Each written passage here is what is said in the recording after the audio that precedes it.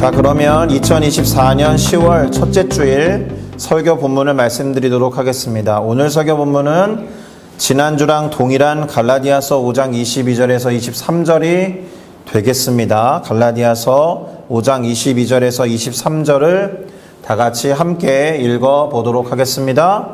오직 성령의 열매는 사랑과 희락과 화평과 오래 참음과 자비와 양선과 충성과 온유와 절제니 이 같은 것을 금지할 법이 없느니라. 아멘. 자, 저는 방금 함께 읽은 갈라디아서 5장 22절에서 23절 말씀을 가지고 열매를 기다리는 인내라는 제목으로 9월부터 이어왔던 열매에 관한 설교 6번째 시간을 가져보려고 합니다.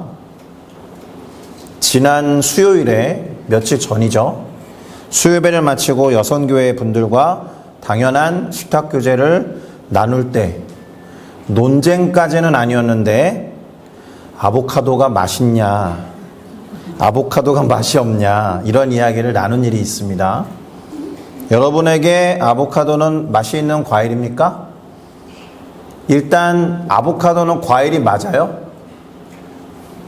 우선 저에게는 그리 맛있는 과일은 아닙니다. 저에게는 과일처럼 느껴지지도 않아요. 이게 무슨 맛이야? 처음에 먹었던 기억이 아직도 생생합니다. 제가 별로 맛없어요 라고 말했더니 하나같이 여성교회 집사님들이 이렇게 하면 맛있어요, 저렇게 하면 맛있어요 이렇게 말하는 거예요. 이거의 전제가 뭐예요? 이렇게 안 하고 저렇게 안 하면 맛없다는 거 아닙니까? 맛있는 방법을 굳이 저에게 설명을 하고 제시한다는 거는 그대로 먹으면 맛없다는 거에 어느 정도 동의하는 거 아니에요? 저에게는 아보카도보다 방울토마토가 훨씬 맛있거든요. 근데 재밌는 게 있습니다. 아보카도는 과일로 분류를 하는데 방울토마토는 야채와 채소로 분류한다라는 거예요. 저에게는 어쨌든 토마토가 아보카도보다 더 맛이 있습니다. 여러분 어떻습니까? 물론 각자의 취향이고 어느 분께는 분명히 아보카도가 더 맛이 있을 거라고 생각합니다. 근데 그날 마치고 제가 이제 생각을 했죠. 그게 뭐 과일이라고 불리우든 채소나 야채라고 불리우든 그 맛 하나 가지고 그것을 함부로 표현하면 안 되겠다라는 생각이 들었습니다. 왜냐하면 아보카도가 됐든 방울토마토가 됐든 그 한 알이 생명이기 때문에 그것이 그런 형태로 또 과일이나 열매나 채소나 야채의 형태로 이 세상에 나타나기까지 엄청난 신비와 엄청난 시간과 노력이 투입되었을 것이기 때문에 그렇죠. 그리고 정말 먹을 것이 부족한 상황이 혹시라도 온다면 아보카도는 별로 맛이 없다라고 했던 저의 말과 평가를 후회하게 되는 순간마저 오지 않을까 이런 생각이 들었습니다. 맞습니다. 열매는 당장 맺히지 않아요. 그것이 신비입니다. 예를 들어서 어디서 찾아본 건데요. 벽씨라고 부르는 벼의 씨는 그것이 심겨지고 난 뒤에 무려 88번 이상의 손이 간다라고 합니다. 농부들이 88번을 챙겨서 이렇게 손을 댄다라는 것이 아니라 살펴보면 그렇다라는 거예요. 누가 그렇게 세어본 거는 아니겠지만 그만큼 손길이 많이 간다라는 뜻이겠죠. 그러니까 88번이나 되는 농부의 수고를 통해서 한 알의 벽씨가 140알의 쌀이 된다라는 겁니다. 한 가지 이야기를 한 번 더 드려보도록 하겠습니다. 중국에 모소대나무라고 있는 모양입니다. 대나무는 다 대나무지 모소대나무는 또 뭐야 이런 생각이 들었는데 이 대나무가 6주 만에 15m 이상이나 자란다라고 합니다. 자라기 시작하면. 그런데 심은 지 첫 4년 동안에는 겨우 3cm 밖에 자라지 않는다라는 거예요. 그림에서 보시면 밑에 그림이 4년 동안 자란 모습의 전부라는 거예요. 근데 4년이 지나서 5년째부터는 말씀드린 바와 같이 불과 6주 만에 15m 이상 자란다라는 겁니다. 자, 그러면 4년 동안 이 모소 대나무는 겨우 3cm 아니면 전혀 성장하지 않았던 것일까요? 그렇지 않을 거예요. 이게 3cm에 이를 정도로 조금씩 자랐다라는 이야기를 하는 게 아니고요. 오히려 그 4년 동안은 땅속 밑으로 깊고 단단한 뿌리를 내렸다라는 뜻이 되는 겁니다. 그게 밑으로 깊고 단단한 뿌리를 내리지 않으면 아무리 위로 높이 치솟아도 금방 쓰러지고 말 것이니까. 그리고 어떤 나무는 깊고 또 이렇게 단단하게 뿌리를 내리지 않으면 열매를 맺지 못하고 금방 말라 죽을 테니까. 그러니까 사실 농작물이나 나무, 식물 등을 심고 가꾸는 데 있어서 가장 중요한 인간들의 노력은 오래 참는 것일 수 있습니다. 인내하는 것이 가장 중요한 가치가 될 거다라는 생각이 듭니다. 그런 면에서 우리 모두 다 한국 사람이잖아요. 한국 사람들은 식물이나 농작물을 잘 키우기 위한 민족적인 성품을 잘 갖고 있지 못한 것 같습니다. 왜죠? 이게 한국인에게만 있는 스테레오타입이라는 게 존재하지 않습니까? 그리고 그걸 잘 드러내는 표현이 빨리빨리잖아요. 오죽하면 외국 사람들도 이 말을 제법 많이 알아요. 동남아 어느 나라에 가면은 빨리빨리라는 말을 우리보다 더 한국인스럽게 발음하는 동남아 사람도 있을 정도입니다. 관광지에 한국 사람들을 대상으로 서비스를 제공하는 직원들은 스스로도 빨리빨리라고 이야기를 합니다. 조금 우스갯소리 하나 더 들려드릴게요. 그런 이야기도 있습니다. 이렇게 기도하는 사람이 있습니다. 주님, 저는 인내심이 너무 부족합니다. 그러니 제가 오래 참을 수 있도록 인내력을 주시되 지금 즉시 당장 빨리 주십시오. 이렇게 기도한다는 거예요. 인내심을 구하고 오래 참음을 놓고 기도하는 것도 빨리 주셔야 합니다라고 조급해하고 성급해하는 것이 한국인의 스테레오타입이 아닌가 생각이 가끔 듭니다. 다시 열매에 관한 이야기로 돌아와 보겠는데요. 일단 오늘 우리가 함께 읽어보았던 설교 본문 갈라디아서 5장 22절에서 23절은 성령의 열매에 대해서 기록한 본문입니다. 자, 그런데 여러분, 이 용어가 익숙하십니까? 성령의 열매. 우선 성령은 뭐지? 이런 생각과 질문이 떠오르지 않습니까? 거룩할 성자의 영을 뜻하는 영. 그래서 The Holy Spirit을 한국어로 번역한 겁니다. 이게 성경을 토대로 해볼 때 기독교 공동체 안에서 성령에 대한 여러 가지 표현들이 있습니다. 몇 가지만 보여드릴까요? 성령의 임하심, 성령의 임재, 성령의 세례, 성령의 권세와 능력 합쳐서 권능, 성령의 은사, 성령의 기름 부으심, 성령의 충만, 성령의 내주하심, 성령의 교통하심, 성령의 감동하심, 성령의 조명하심, 그리고 오늘 본문에 나오는 성령의 열매. 저도 습관적으로 이 앞에 서서 설교할 때 아무렇지도 않게 막 쓰고 있는 단어들이 기록되어 있습니다. 각각이 의미하는 것이 무엇인지 구별하세요. 그리고 교회를 다니지 않는 사람들이 그건 뭐야 라고 물을 때 구분해서 설명해 주실 수 있으세요? 물론 오늘 설교가 이것만 다 다루어도 제 시간에 못 끝날 것 같고 이것을 다루는 시간이 아니기 때문에 차후에 성령에 대한 주제가 설교 주제가 된다라면, 또는 지금은 잠시 안 하고 있지만 성경 공부를 정비하고 다시 시작하게 되면 다룰 수 있는 주제가 될 테니, 어쨌든 간에 이 성령에 대한 여러 가지 개념에 대해서 잘 알지 못하는데 오늘 저는 성령의 열매에 대해서 말하려고 하니까 그것이 어떻게 잘 이해가 될까? 이런 질문이 떠오르는 것도 사실입니다. 굳이 설명을 해드리면 정확하게는 모르실 수 있겠지만 성령이라고 하는 하나님의 거룩하신 영이 우리 안에 임하시고 우리 안을 가득히 채우면, 그리고 우리 안에서 역사하시면 우리의 삶에 변화가 찾아오고 그로 인한 결과와 열매가 여러 가지 모양으로 나타난다라고 말하면 큰 틀에서는 틀린 말은 아닐 겁니다. 그 정도만 이해하고 넘어가도 좋을 듯합니다. 그러면 성령이라는 존재가 내 안을 채우면 변화되는구나. 변화될 수 있다고? 이게 좋으려면 변화의 필요성을 느끼셔야죠. 변화되기 전과 변화된 후에 차이가 어떻게 나타날 것인지 기대감과 소망이 있어야죠. 그래야 성령의 열매가 있었으면 좋겠다라고 소망하겠죠. 안 그렇습니까? 자, 그러면 이런 질문을 던져보면서 한 걸음 더 나아가 보도록 하겠습니다. 성령의 열매를 가장 기다리는 이는 누구일까? 나무나 식물, 농작물 같은 경우에는 그것을 키우는 사람, 그것을 재배하는 사람, 곧 농부가 가장 그 열매를 기대하고 기다리는 이가 될 테지만, 성령의 열매가 나타났으면 좋겠다라고 가장 기대하고 소망하는 존재는 누구일까요? 혹시 여러분이십니까?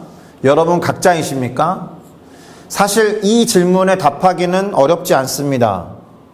우리를 키우시고 자라게 하시는 하나님만큼 우리가 성령의 열매를 맺기를 간절히 바라고 기다리는 분도 없을 겁니다. 동의하시죠? 그러면 우리는 어떨까요? 우리는 성령의 열매를 사모하고 기대하며 기다리고 있는가? 아까 제가 말씀드렸듯이 성령이 우리 안에 충만하게 임하시고 거하시고 역사하시면 그 전과 후가 변화될 건데, 변화를 갈망해야 성령에 의해서 열매를 맺었으면 좋겠다라고 소망하겠죠. 그러니까 성령의 열매를 사모하고 기대하고 기다리고 있느냐? 스스로에게 물어보셔야 됩니다. 그리고 네, 저는 그러고 있습니다 라고 하면 얼마나 어떻게 기대하리고 기대해 오고 계셨습니까? 라는 질문도 해볼 수 있죠. 그리고 앞으로도 얼마나 더 기다리실 수 있습니까? 얼마나 무한정 기다릴 수 있을 정도로 성령의 열매 맺기를 제가 정말로 사모하고 열망합니다 라는 갈망이 있느냐, 그런 질문이에요. 아니면 지금까지 아예 아무런 관심과 신경도 쓰지 않으셨습니까? 그러나 그 어떤 것보다도 이것을 열망하고 소망해야 할 줄로 믿습니다. 왜냐하면 우리의 힘과 능력으로 신앙생활을 할 수 없기 때문에 그래요. 자, 그러면 기다림에 대해서 잠시 생각해 보도록 하겠습니다. 기본적으로 기다림에는 오래 참음과 인내라는 단어가 포함되어 있죠. 이 단어들 사이에는 참으로 밀접한 관계가 있습니다. 그리고 성령의 열매를 표현하는 9가지 덕목에도 오래 참음이 있었음을 우리는 설교 본문을 읽어보면서 확인한 바가 있습니다. 그런데 오늘 우리는 이 열매에 대한, 열매를 기다리는 두 존재의 기다림에 대해서 생각을 해봐야 합니다. 열매를 맺기 원하시는 하나님의 기다림과 우리들의 기다림이 그 두 가지 기다림입니다. 그런데 이미 말씀드린 바와 같이 하나님만큼 우리가 열매를 맺고 성령으로 충만하기를 바라시며 그것을 기대하고 기다리시는 분도 없다라고 했습니다. 그러면 이게 무슨 뜻일까요? 하나님만큼 우리들에 대해서 오래 참으시고 인내하시는 분이 없다라는 뜻이에요. 맞습니까? 하나님은 우리를 향해서 대단히 오래 참으시고 인내하시는 분입니다. 아마도 이게 가장 큰 은혜일지 모릅니다. 나를 향해서 하나님이 끝까지 인내하시고 오래 참아주시고 기다려주시는 것만큼 큰 은혜가 없다라는 거예요. 그래서 오늘은 열매를 맺는 것과 관련된 하나님의 오래 참으심과 인내하심에 대해서 생각해 보면서 열매를 향해서 우리들도 오래 참고 인내하며 함께 결단하는 시간을 가져보고자 합니다. 우선 이런 질문이 대단히 중요한 질문인데, 하나님이 기대하고 기다리시면서 오래 참으시는 부분에는 무엇이 있을까요? 다시 말해서 하나님은 무엇을 기대하고 무엇을 기다리시며 그것 때문에 오래 참고 인내하시는 걸까요? 당연히 열매일 테죠. 구체적으로 어떤 열매인지 오늘 본문에서 살펴보았던 성령의 열매와는 어떤 관련이 있는지를 알아보도록 하겠습니다. 우선 디모데라는 사람을 향해서 사도 바울이 썼던 첫 번째 편지의 2장 4절을 보니까 이렇게 기록되어 있습니다. 같이 읽을까요? 시작. 하나님은 모든 사람이 구원을 받으며 진리를 아는 데 이르기를 원하시느니라. 아멘. 하나님은 모든 사람이 구원을 받음과 동시에 그 이후로도 쭉 진리를 아는 데 이르기를 원하신다라고 되어 있습니다. 두 가지를 기억하셔야 됩니다. 하나님이 무엇을 기다리시고 그것을 위해 오래 참고 계시느냐? 첫 번째, 우리가 구원을 받을 것을 기대하고 소망하고 오래 참고 기대하고 계신다. 두 번째, 우리가 진리를 아는 데 이르기를 바라시기 때문에 그것을 위해 오래 참으시고 인내하시는 하나님이다라는 겁니다. 자, 그러면 물어봐야죠. 구원 받으셨습니까? 확신이 있습니까? 또는 지금 저 목사님이 무슨 얘기하는지 도대체 모르겠다라는 분도 있을 수 있습니다. 구원을 왜 받아야 되는지 모르는 분이 있을 수도 있습니다. 일단 구원을 받았다라고 전제를 하면 그것으로 끝이 아니다라는 것을 이 구절은 알려주고 있습니다. 구원을 받은 다음에 해야 되는 뭔가가 또 있다라는 거죠. 뭐죠? 진리를 알아가야 한다는 거예요. 그래서 구원을 받는 것으로 그칠 수 없다라는 뜻입니다. 누군가에 의해서 전도를 받고 내가 예수라는 존재를 한번 믿어봐야겠다라고 교회에 발을 들여놓는 순간부터 사실은 양육을 받고 교육이나 훈련을 받으면서 진리이신 주님에 대해서 알아가는 시간을 계속 가져야 한다라는 뜻이 되는 겁니다. 나 구원받았으니까 끝이야 라고 생각했기 때문에 크리스찬이 30%에 이르는 대한민국 사회가 전혀 변화되지 않는 거잖아요. 저 대양에 있는 바닷물은 고작 3.5%의 소금으로도 짠맛을 내는데 빛과 소금으로 부름받은 크리스찬이 30%나 되는데도 불구하고 세상은 전혀 짜지 않거든요. 나 혼자 구원받았으니까 됐다라고 생각하고 그 이후에 아무것도 하지 않기 때문에 벌어지는 일입니다. 제가 그런 이야기를 한 번 한 적이 있습니다. 40명이 타고 가는 버스가 사고가 났어요. 7명이 살고 33명이 죽었습니다. 7명이 전부 크리스찬이고 33명이 모두 넌 크리스찬이에요. 7사람이 나와서 간증할 법하죠. 우리를 사랑하신 하나님이 구원해 주시고 우리를 살려주셨습니다 라고 자랑하듯 간증할 수 있습니다. 마치 세상 사람들이 그 간증을 들을 때 어려움 가운데 죽을 위기에서도 죽지 않으려면 하나님이란 존재를 믿어야겠구나라고 도전하듯이, 그러나 그 간증은 잘못된 간증입니다. 우리는 그렇게 죽어도 돼요. 왜냐하면 이 육신의 삶이 끝이 아니니까. 우리의 영혼은 하나님과 영원을 보내도록 구원을 얻은 존재니까 우리는 그렇게 죽어도 되지만, 예수님을 믿지 않고 죽은 33명은 구원받을 기회를 얻지 못하고 그냥 죽었으니 7명의 믿음으로 구원 얻었던 사람이 나와서 자랑하듯 말하는 간증은 구원의 단면만, 한 면만 보고 이야기한 잘못된 간증이죠. 33명의 믿지 않는 사람이 오히려 살아서 예수 그리스도를 영접할 기회를 얻었어야죠.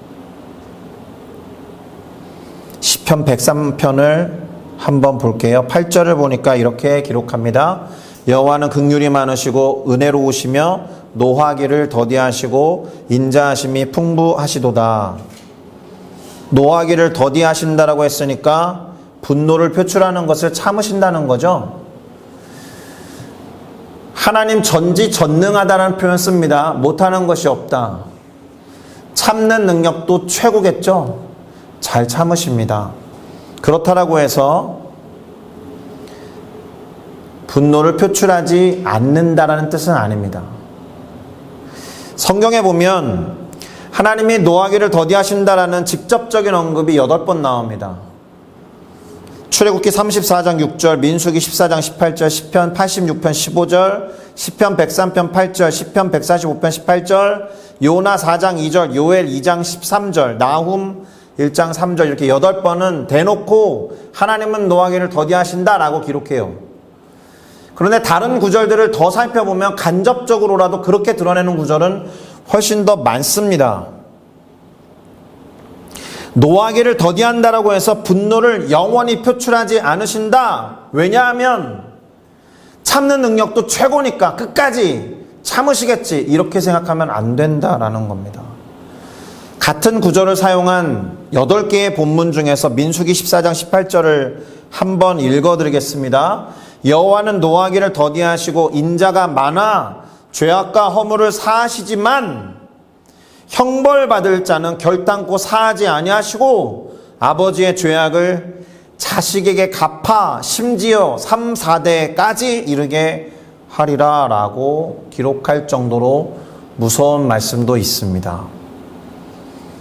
그러니 하나님의 분노를 경험하지 않고 있다는 것은 우리가 뭔가를 잘하고 있다는 뜻이 아니라 그분이 오래 참아주시는 은혜를 베풀어 주시기 때문이다 라는 것을 기억해야 하는 것이고, 죄를 깨달아서 회개할 기회를 놓치지 말라라는 메시지가 되는 거예요. 그렇게 명심하시기를 바랍니다. 더불어서 베드로후서 3장 9절에 보니까 주의 약속은 어떤 이들이 더디다라고 생각하는 것 같이 더딘 것이 아니다라고 말합니다. 그러니까 함부로 더디다라고 말하지 말라라는 거예요. 더딘 이유가 있는데 우리들에 대해서 오직 주께서는 오래 참으셔서 아무도 멸망하지 아니하고 다 회개에 이르기를 원하시기 때문에 약속이 더디다고 느껴지는 것일 뿐 약속은 반드시 이루어지고 성취된다라는 말씀입니다. 오래 참으시고 인내하시는 이유가 드러나 있죠. 무엇입니까? 우리가 회개하기를 원하시기 때문에. 다시 말해서 우리가 구원받기를 원하시는 하나님의 면모는 무엇이냐 하면 우리가 회개하기를 원하셔서 심판이 아니라 우리를 구원하기 위해서 오래 참으시는 하나님이다 라는 뜻이 되는 겁니다. 우리를 구원하기를 원하시는 하나님의 다른 면이 뭐라고요? 오래 참으시는 하나님이라고요. 자, 이렇게 되면 하나님이 기다리시는 열매는 두 가지로 설명되는데요. 첫째는 구원의 열매, 두 번째는 회개의 열매라고 해도 틀리지 않을 듯합니다. 한 구절만 더 볼게요. 이사야 42장 3절이고요. 그것을 인용하시면서 예수님께서 마태복음 12장 20절에서도 거의 동일한 말씀을 하신 구절입니다. 제가 읽겠습니다. 상한 갈대를 꺾지 아니하며 꺼져가는 등불을 끄지 아니하고 진실로 정의를 시행할 것이며, 이사야 선지자가 이렇게 말하는 것을 예수님이 다시 인용하시면서 마태복음에서 상한 갈대를 꺾지 아니하며 꺼져가는 심지를 끄지 아니하고, 여기까지 갔죠? 심판하여 이길 때까지 하리니. 그러니까 정의를 기대하시고 정의를 기다리시면서 정의가 회복되기를 오래 참으시고, 그런데 그 정의는 뭐냐? 심판하여 이기는 것으로 드러나고 나타날 것일 테니 정의로 승리하실 때까지 그것을 바라고 기도하시면서 오래 참고 인내하신다라는 겁니다. 자, 이렇게 몇 가지 중요한 이유와 목적을 위해서 오래 참으시고 인내하시는 하나님이다 라는 것을 우리는 성경을 통해서 알 수 있어요. 이제 정리를 좀 해보겠습니다. 우선 우리가 구원을 받기 위한 가장 중요한 전제가 있습니다. 우리 모두가 구원받기를 바라시는 하나님이 전제예요. 이게 무슨 말이냐 하면 우리 모두가 구원을 얻으려면 우리 모두가 구원 얻을 때까지 하나님은 참으셔야 한다는 거예요. 견디셔야 한다는 거예요. 화를 내시면서 멸망시키기를 견디고 심판의 날까지 끝까지 오래 참으셔야 한다는 거예요. 이게 전제되지 않으면 모든 영혼들이 구원을 얻을 수 없는 거죠. 지금까지 구원 얻은 영혼이면 됐어, 이제부터 그 누구도 구원하지 않을 거야 라면 바로 심판이 임하는 겁니다. 구원받기를 원하시는 하나님이 우리 구원의 전제다라는 겁니다. 심판을 미루어 놓으시고 노하기를 더디하지 아니하시면 다행히 우리는 지금 이 시점에 구원을 얻었다라고 믿지만 아직 구원 얻지 못한 사람들에게는 기회가 없는 거니까. 우리의 구원을 하나님이 바라시기 때문에 우리의 구원을 향한 열망 때문에 견디신다라는 겁니다. 그런데 이게 끝이 아니죠.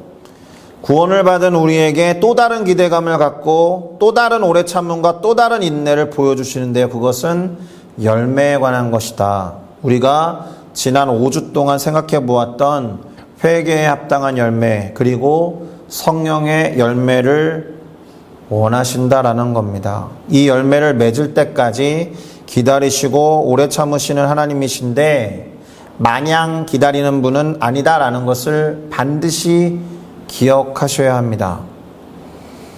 그런데 회개에 합당한 열매에 대해서 설교할 때 말씀을 드렸는데 회개에 합당한 열매는 결국 성령의 열매를 말해요. 왜일까요? 우리가 성령의 열매를 맺게 되면 자연스럽게 죄로부터 멀어지기 때문에 그렇죠. 죄로부터 돌이켜서 그 반대로 향하는 삶을 살기 시작하면 성령이 원하시는 삶을 살게 되니까 사실은 같은 말입니다. 그리고 이 성령의 열매는 구원받은 삶을 사는 하나님의 자녀들이 마땅히 맺어야 하는 거예요. 다른 말로 말하면 인격의 성숙이나 성화, sanctification이라는 개념을 사용하는데 점점 더 거룩해지고 인격이 성숙해지는 것을 말합니다. 오래 믿은 사람이 그러면 인격이 성숙해지고 본이 되는 신앙인이 됐어야 되는 게 정상일 텐데 그렇지 않죠? 왜 그럴까요? 구원을 얻은 다음에 하나님을 알아가는 지식, 아까 말씀드렸던 지혜에 이르지 못하고 그것을 소망하지 않기 때문에 그래요. 이거 상식적이지 않습니까? 구원받음을 다른 말로 뭐라고 한다고요? 거듭남이라고 한다 그랬잖아요. 태어난 거예요. 그럼 태어날 때부터 성숙해서 태어나요? 아니죠. 아기로 태어나요. 우리는 다 초신자라는 이름 하에 어린아이 같은 신앙으로 시작해요.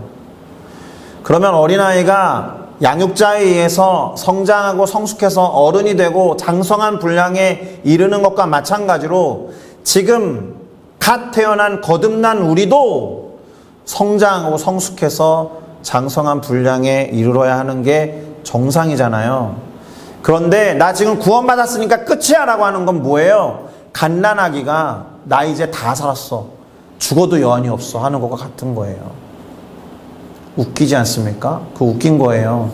나 지금 예수 믿으니까 천국 가면 땡! 그리고 어떻게 살아도 상관없어. 그 전과 후의 변화가 전혀 없는 삶.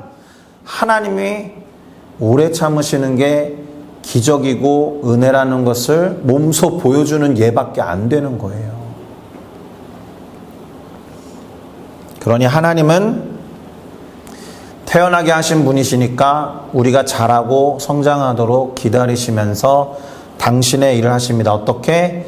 가꾸고 돌보시면서 우리의 성장을 돕고 계신 거예요.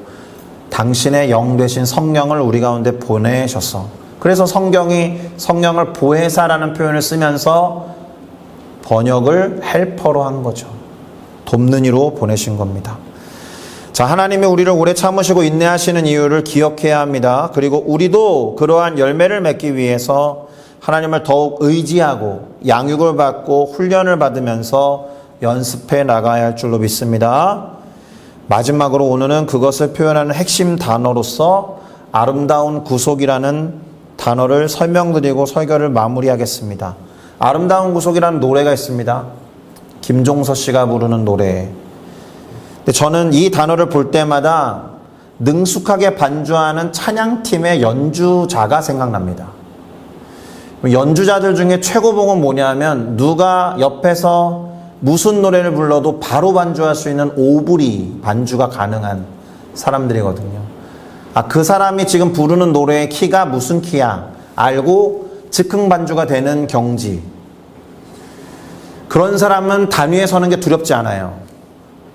어떤 노래가 나와도 반주가 가능해서 대단히 자유로워요. 그런데 그렇게 자유롭고 능숙하기까지 뭘 했겠습니까? 연습하고 훈련했겠죠. 이 아름다운 자유로움을 위해서 아름답게 구속하기 시작한 거예요. 자기 스스로를. 아름답게 자기를 훈육의 과정에 놓아둔 거예요. 아름답게 자기를 훈련의 과정에 놓아둔 거예요. 아름다운 자유를 위해서. 그래서 아름다운 구속이라고 이름을 붙여본 겁니다. 진정으로 자유롭기 위해서 훈련하고 연습하는 것, 진정으로 자유롭기 위해서 아름다우신 하나님께 기꺼이 나를 구속시켜 드리는 것, 그분에게 맡겨 드리는 것. 아름다운 구속이라는 말이 아이러니이고 역설처럼 보이지만 상당히 중요한 진리입니다. 그러니 우리가 열매 맺기를 바라시면서 역설적으로 오래 참으시는 거 아니에요? 그 기다리시는 하나님과 같이 우리도 열매 맺기를 갈망하면서 하나님의 성령으로 충만하기를 바라고 기도하고 우리 안에 임하신 성령의 인도하심을 받는 삶을 훈련하고 연습해서 열매를 더욱더 아름답고 풍성하게 맺기를 바라고 축복합니다. 할렐루야. 기도하시겠습니다.